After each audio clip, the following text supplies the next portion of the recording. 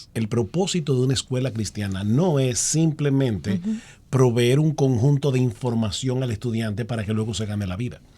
De hecho, es interesante notar o traer a colación que en la década de 1930 hubo una discusión entre Robert Hutchins, que era el presidente de la Universidad de Chicago, y John Dewey, que todos los educadores saben quién es John Dewey. Y en el tema de la discusión era precisamente cuál es el propósito de la educación. John Dewey sostenía, obviamente, el propósito clásico, que el propósito de la educación es preparar a la gente para la vida. John Dewey decía que no, que era preparar gente para un trabajo. Lamentablemente, la visión de John Dewey fue la que prevaleció a lo largo de todo el siglo XX y aún en el día de hoy, el pragmatismo. Entonces, ¿qué nosotros tenemos en las escuelas en el día de hoy? Nosotros les estamos proveyendo herramientas a un estudiante para que en el día de mañana sea independiente y se gane la vida. Ahora bien, según la Biblia, ¿cuál debería ser el propósito de la educación? Nosotros no podemos tener un propósito diferente al que tuvo Dios al crear el mundo y al crearnos a nosotros, porque todo lo que la escuela hace en su currículum es presentar la creación de Dios.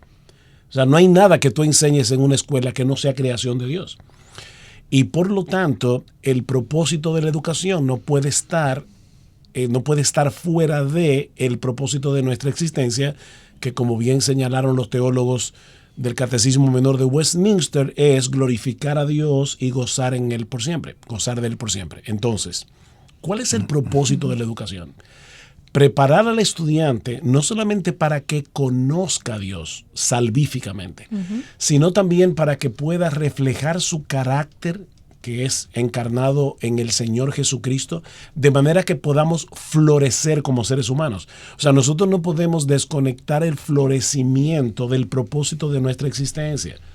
¿Cómo tú puedes mirar al final de tu vida y decir, wow, mi vida valió la pena? Bueno, si tú pudiste florecer de acuerdo a lo que la Biblia llama florecer. Y me encantó que tú citaras el Salmo 1, porque nosotros vamos a ver las bienaventuranzas en mi conferencia. La palabra bienaventurados no traduce exactamente lo que esa palabra significa en el idioma original, que es Macarios. La idea de esa palabra es floreciente. Esa es la traducción más exacta. Wow. Floreciente los pobres en espíritu, floreciente los mansos, floreciente, etc.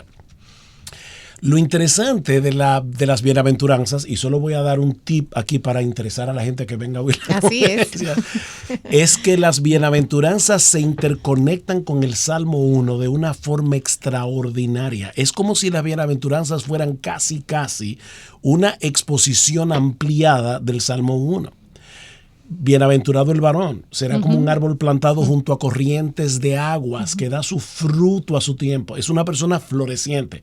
Y eso es precisamente lo que Jesús nos está enseñando en las bienaventuranzas. Entonces, lo que vamos a ver en la conferencia es definir lo que es ese florecimiento de acuerdo a lo que Cristo nos enseña en el Sermón del Monte, para entonces ver cómo eso conecta con el propósito de la educación.